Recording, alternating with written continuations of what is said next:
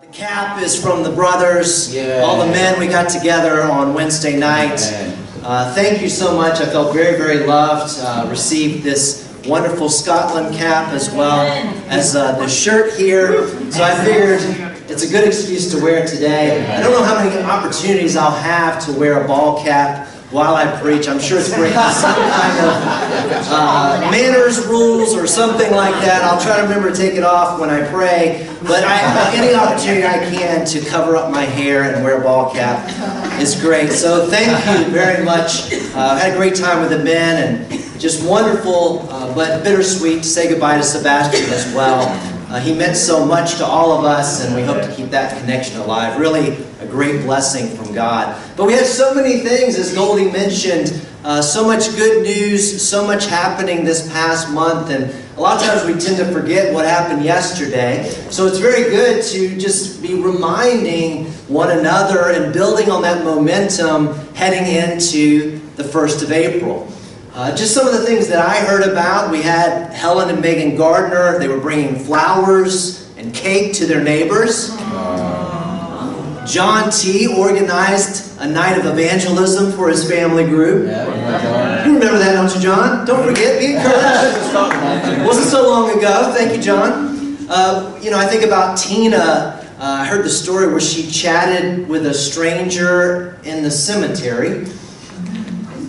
Yes, she saw a woman who was very upset, and she just stopped and went and talked to her and found out some about her life. As well, Tina pulled out all the stops to get Ann Gold here on the 1st of March when we were all together. And so just good things happening. I think about Simon being able to get his co-worker at Portobello to come out a few weeks back, Marcia.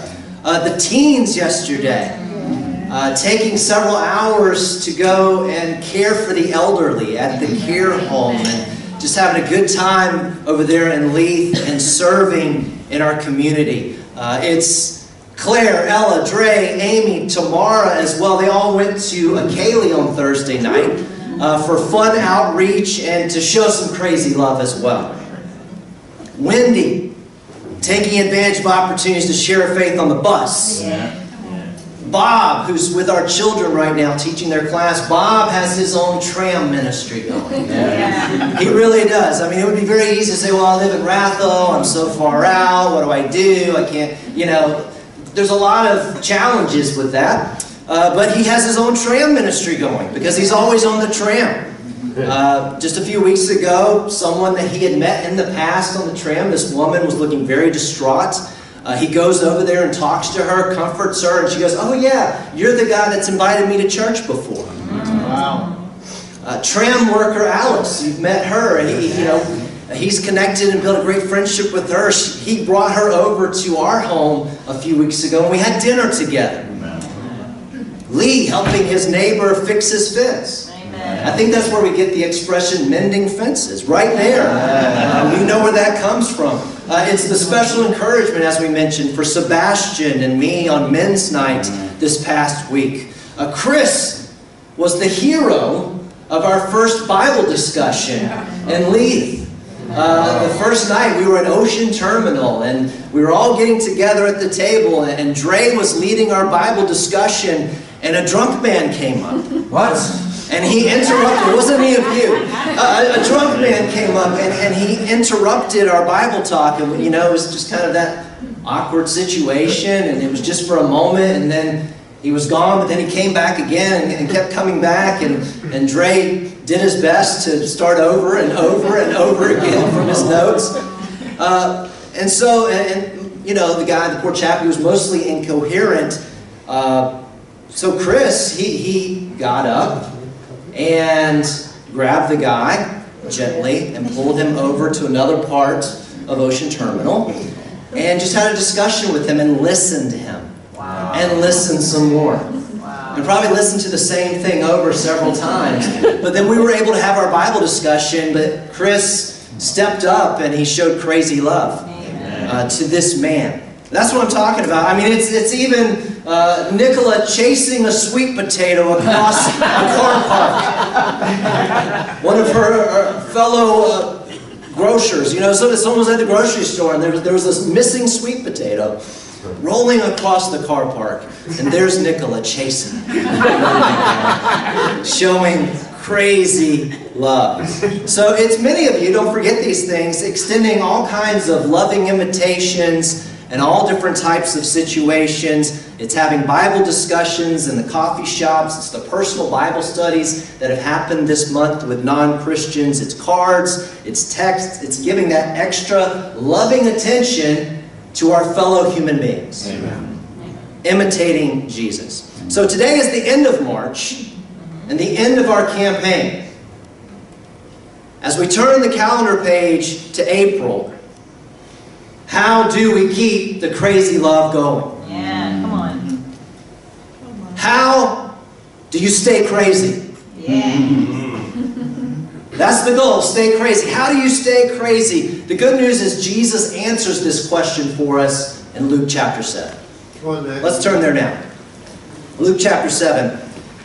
And here in Luke 7, we find one of the craziest acts of love this world has ever seen. Perhaps the greatest act of crazy love this world has ever seen. At least by someone not named Jesus.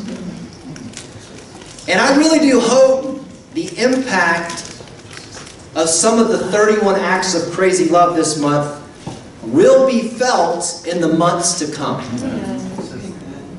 Now this morning, we will read about one act of crazy love 2,000 years ago that we're still talking about today. Yep. How do you stay crazy?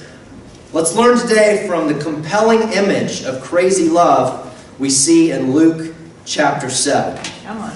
We'll start reading here in verse 34.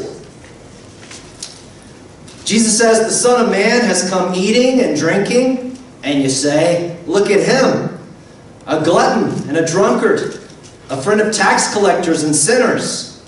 Yet wisdom is justified by all her children." Verse 36. One of the Pharisees asked Jesus to eat with them, and he went into the Pharisee's house and reclined at table. And behold, a woman of the city, who was a sinner, when she learned that he was reclining at table at the Pharisee's house, brought an alabaster flask of ointment. And standing behind him at his feet, weeping, she began to wet his feet with her tears, and wiped them with the hair of her head, and kissed his feet, and anointed them with the ointment. Let's take a look at this setting and what's happening here before we read the rest of this.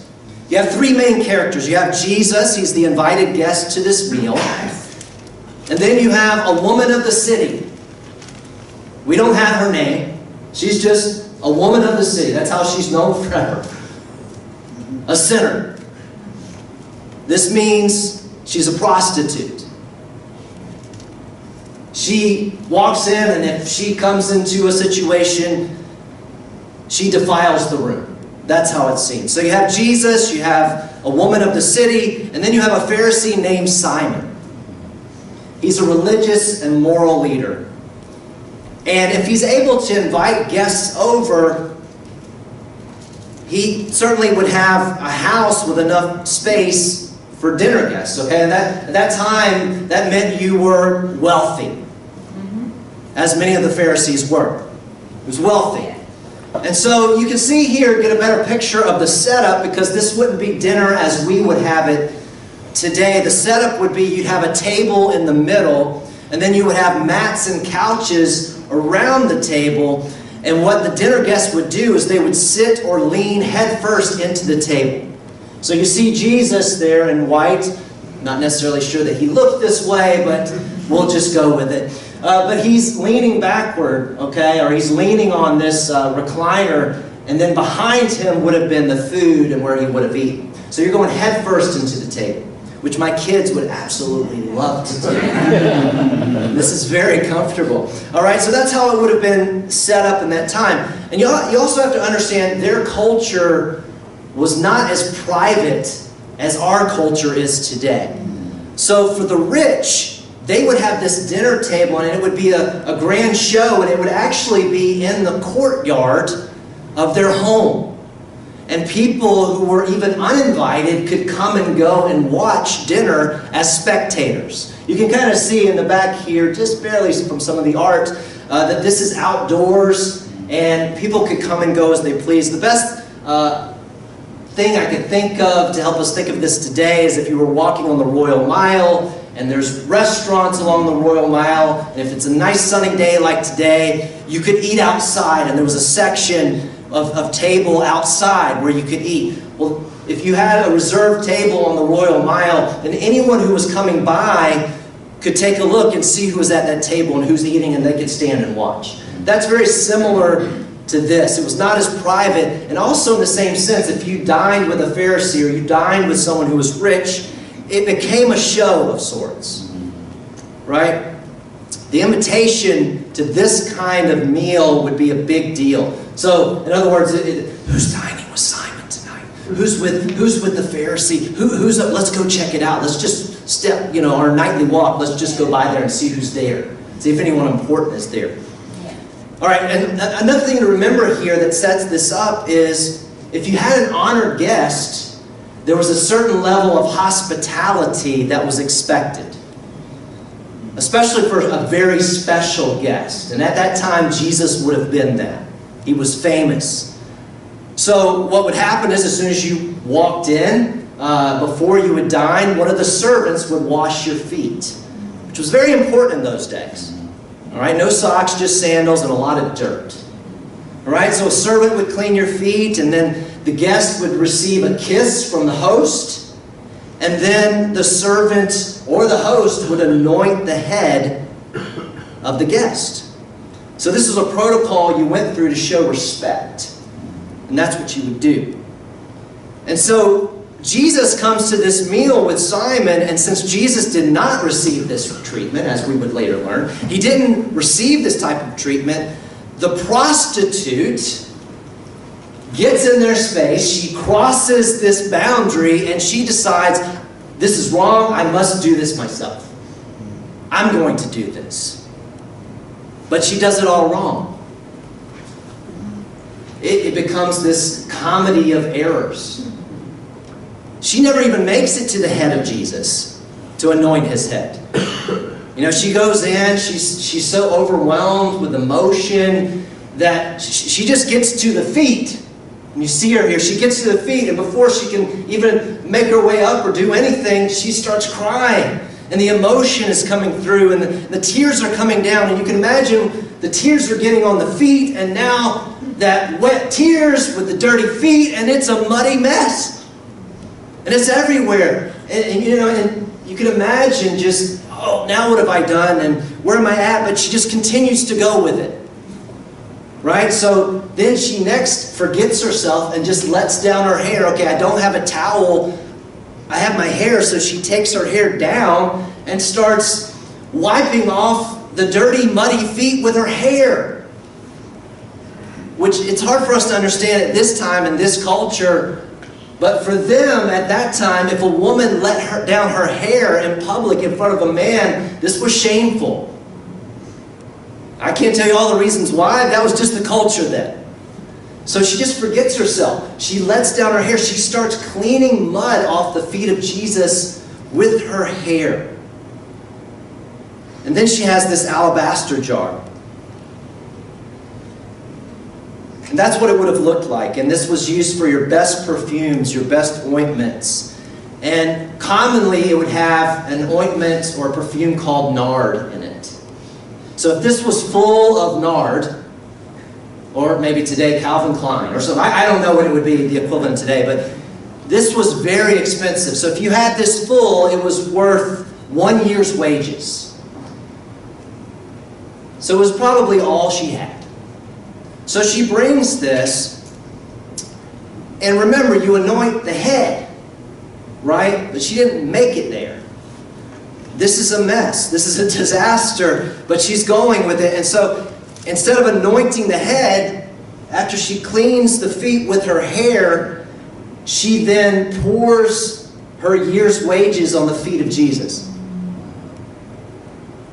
And then she begins kissing his feet over and over again. And Jesus would say later, she hasn't even stopped kissing my feet. So that's a picture of the setting. And if you were a guest with Jesus at this dinner, or if you were watching from the outside on the perimeter that night, this would be very awkward. This would be an uncomfortable moment, but it would be burned in your brain forever. You ever experienced something really, really publicly uncomfortable and awkward? All right, we have an opportunity for that every Sunday here. You never know what's going to happen. And so, but these things happen, and when they do, depending on the level of awkwardness, it's just burned in your brain. Hopefully it becomes funny later. We hope. But sometimes you just don't even want to think about it. We had a Bible discussion about this Friday night, and we had people go around in our group and share what was one of the most awkward moments in your life. I'm not going to spill the beans tonight on all of them. You're already laughing over there. I won't give away all the secrets that were told. But yeah, you have these awkward moments that are just cringeworthy, and we talked about that. I will say this, I won't give away everyone's stories, but I would say it's probably a tie between Dre and Tina. Who would win, of who had the most awkward moments that they shared. But for me, and I speak for Amy, for us it's wedding toasts. Oh yes. And I don't know if you ever experienced this. I am a big proponent that we need classes before someone's allowed to do a toast. Especially Christians, for some reason, you know, they're used to always sharing lots of things, and it's just like the oversharing, you know. So, you know, I'm just going to wing this. It's going to be fine. I'm a Christian. The Holy Spirit is somewhere else, you know what I'm saying? But wedding toasts. If you're at a wedding with Amy and me, if the wedding toast is happening and you cannot find us, we're hiding under the table. That's where we'll be. All right? If we disappear, that's where we are. But, you know, just even one example, I have so many that I cannot share. This is being taped. But when I think of it, you know, you have this beautiful bride and room of hundreds of people, and the wedding toast is being given by her brother, who has grown up with her, and this is her moment, and everyone's looking at her, and he says the toast, he's like, yes, and I remember when we were children, and I remember how much you've grown since then, because you wet the bed until age 9. We're all just I just wish I had Star Trek. Just beam me up. I don't want to be here. I want to be dead. I don't even want to be in the room. Cringy. But I'm sure that's how many felt this night as they watched the prostitute make a fool of herself.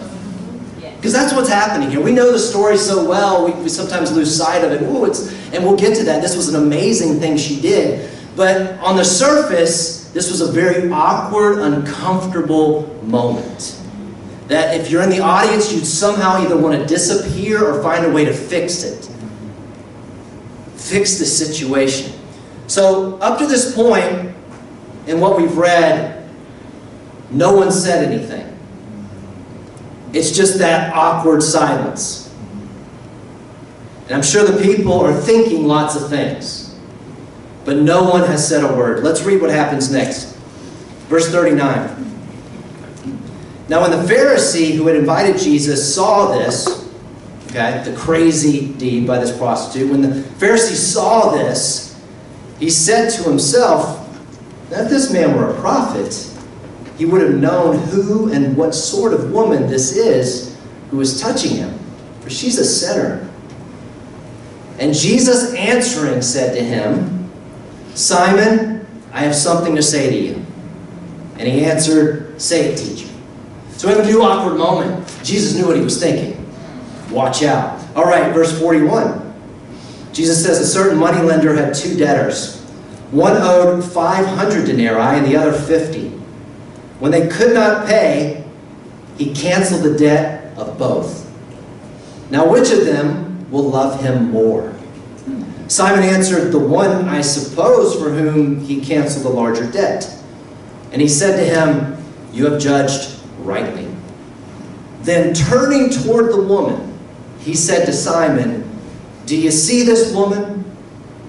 I entered your house. You gave me no water for my feet, but she has wet my feet with her tears and wiped them with her hair. You gave me no kiss, but from the time I came in, she has not ceased to kiss my feet. You did not anoint my head with oil, but she has anointed my feet with ointment. Therefore I tell you, her sins, which are many, are forgiven, for she loved much. But he who is forgiven little, loves little." And he said to her, "Your sins are forgiven." Then those who were at table with him began to say amongst themselves, "Who is this who even forgives sins?"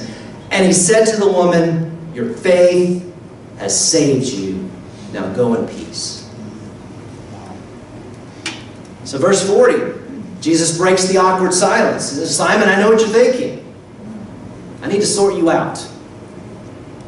Let's get this sorted out." So Jesus tells them a very short parable. One person owes 2 months' wages and cannot pay off the debt. The other person owes 2 years of wages and cannot pay off the debt. What you see here is a denarius. That's a picture of Alexander the Great.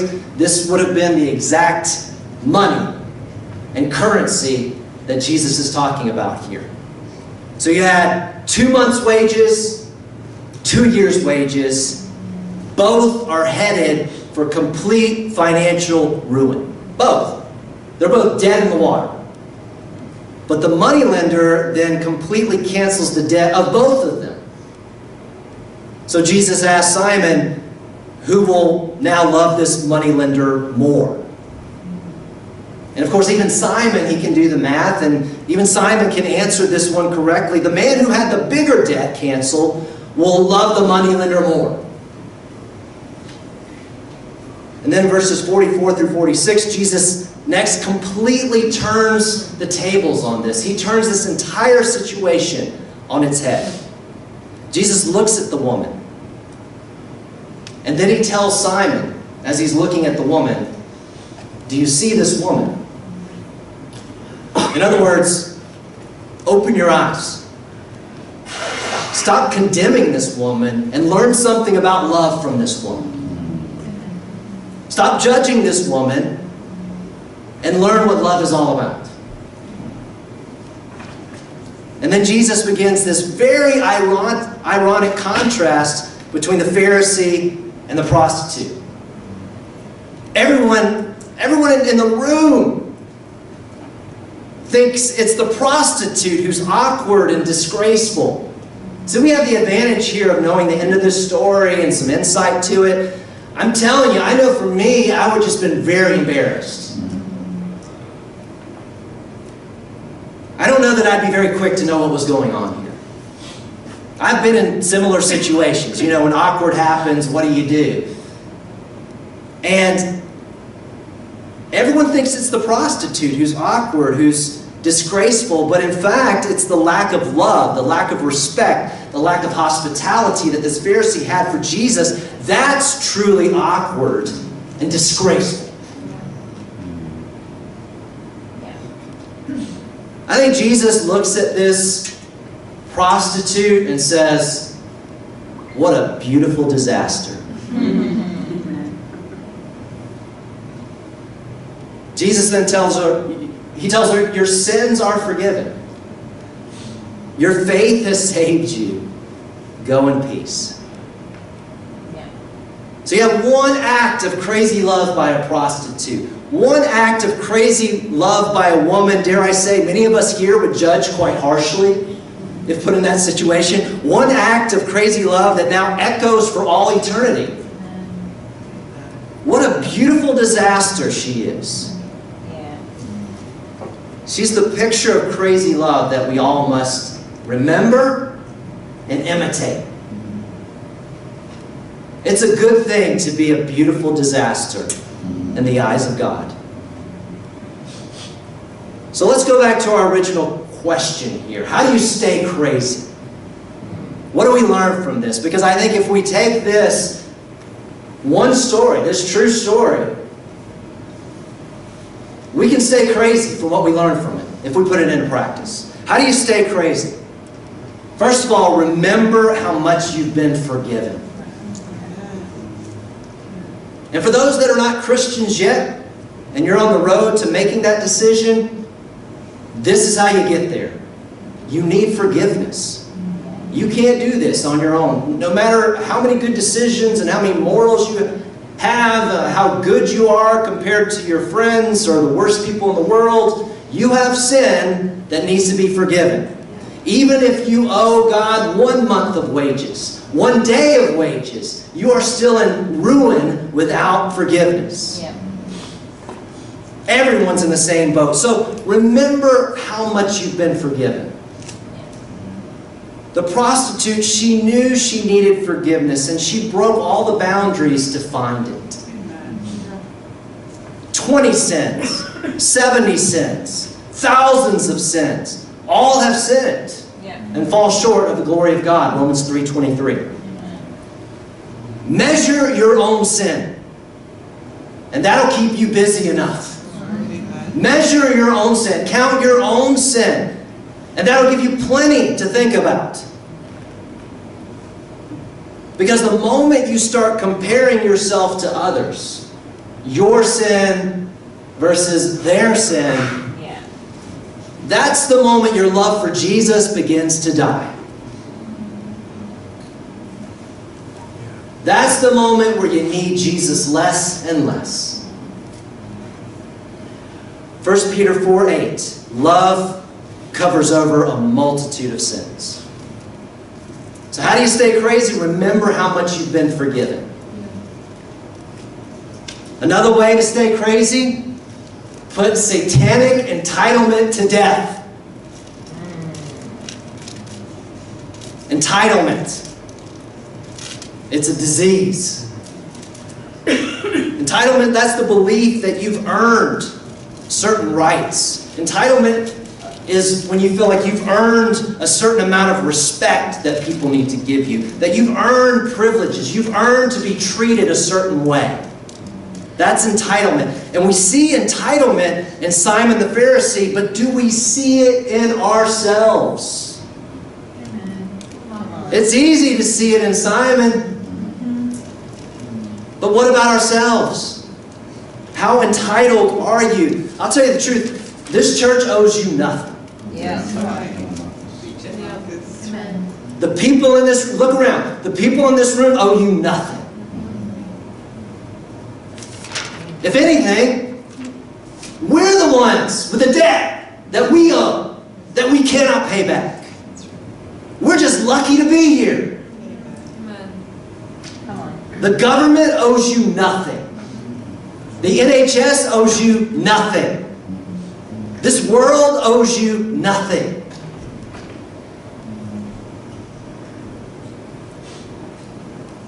Why are we so worldly, proud, and entitled? Jesus never taught his disciples entitlement. That's right.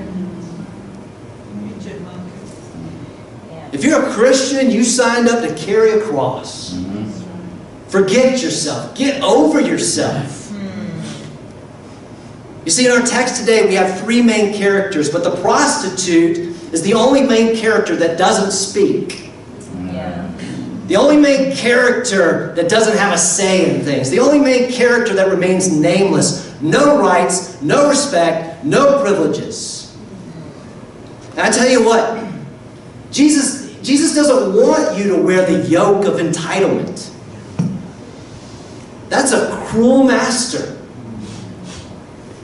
The yoke of Jesus is easy and light, and it takes away the burdens. But if we wear this yoke of entitlement, what you're doing is you're multiplying your dependency on the things that you never can control. That's true. Come on. And you're miserable. the more entitled you think you are to things, the more miserable you are because you have no control, you're completely insecure, and it's just an approve-it mode all the time. Entitlement is the path to the dark side. Yeah. Or entitlement, the dark side, the path is. But seriously, when we allow our hearts to become entitled, we become easily angered, easily offended, and we find ourselves lonely. And most of all, we miss out on the crazy love of Jesus. So out of the 3 ways I'm going to share with you of how to stay crazy, this is the one negative one. Just put satanic entitlement to death, because that's what it is. Yeah. You think about the character of Satan. This is one entitled, beautiful angel that fell from grace. Yeah. Entitlement is this ugly part of pride. And the world, our society, whatever it is, has trained us to be this way. It's of the world, it's not of Jesus. Put it to death. Come on. Because it is drowning your love. So instead of satanic entitlement, embrace humiliating vulnerability. That's the third one. Humiliating vulnerability. First song we sang today, humble yourself. Yeah. That means we have to embrace humiliation. It means you put yourself at times in awkward, embarrassing situations, not just for the sake of being crazy, okay? Or to show, to prove yourself, all right? That would be going the other direction with this. You're not awkward and embarrassing just for the sake of it. Like, I'm a real Christian because I'm so bold, all right? It's not about you, all right? So it's putting yourself in these situations to give love, to receive love. It's about the other person, and you're risking rejection. And that's what we see from the sinful woman. She is a beautiful disaster in the eyes of Jesus because she loves so much. She forgets herself. She makes a mess, but it's a beautiful mess of love. She's just improvising as she goes because she loves Jesus. She forgets herself. She lets down her hair to clean the feet of Jesus. She then pours a year's worth of wages on the feet of Jesus. And then you have to pull her away just to stop her from kissing the feet of Jesus. Again, it's not what she says. It's what she does. Preach the good news of Jesus. And when necessary, use words. So as you look back on this campaign and moving forward, sometimes we can do these bold deeds or perform these awkward, loving deeds, and in our minds it's to prove ourselves or to prove something to other people. That's not what we see here. That's right. The prostitute is not she couldn't prove anything. Everyone thought she was defiled and the worst, all right? It's not about proving things for me. It's not about I did something bold. No, you're compelled by love. You're not doing it for you. You're doing it because of Jesus and because you love the other person. Amen. That's crazy love. Trust me, I don't think she planned on being awkward. It just happened, things went a bit crazy, and she went with it. That's crazy love. Yeah. So embracing humiliating vulnerability means simple things. Confessing sin to one another. Asking for spiritual help, not just physical help. I think all of us have the physical help thing down. We'll ask for physical help, which is fine, and we're here for each other, but I want to hear much more of, hey, can you help me spiritually? And here's what I'm talking about. Could you help us with our marriage? Could you help me know how better to spend my money? Could you help me know how to do a budget? Could you teach me to pray like you pray? That's what the disciples did with Jesus. Luke 11, teach us to pray. So it's asking for spiritual help, not just physical help. And it's, as we've been doing this month, keep it going. It's expressing love and gratitude for others like you never have before. Give away love. Appreciate the good in others. Express it to them. Take the time to do that. Don't just wait for a birthday. Amen. Don't just wait for their funeral to say something nice about them. Do it today. Encourage someone today. Keep it going. So when the calendar turns to April, how do you stay crazy? You remember how much you've been forgiven. You put to death the satanic entitlement. And you embrace the awkward. Embrace humiliating vulnerability from the heart. The sinful woman, she is the image of all three of these. And what a beautiful disaster she is. I want to be a beautiful disaster. I might as well acknowledge it. I'm a disaster, so I must at least be beautiful. And Jesus makes you beautiful. Amen. Right? We've learned that from the beginning of this series. You are God's poetry. Amen. Are you going to allow God to write the poem of your life? Ephesians 2:10, God has works prepared in advance for you to do. Why? Because you're God's poetry. You are God's handiwork. You are God's masterpiece. Yes, we're all a mess, but we can be a beautiful mess in the hands of Jesus. That's you and me. And in verse 50, Jesus says to the woman, your faith has saved you. Go now in peace. And that takes us full circle to where we started. It takes us back to the start of this campaign. It's the vital connection between our faith and crazy love. It's what bonds together, what must be forged together is what we believe and the love that we demonstrate. Galatians 5, verse 6. What matters most is our faith expressing itself in love. That's what matters most. What we believe expressing itself in love. Our best days as Christians are right in front of us. Stay crazy. Let's pray.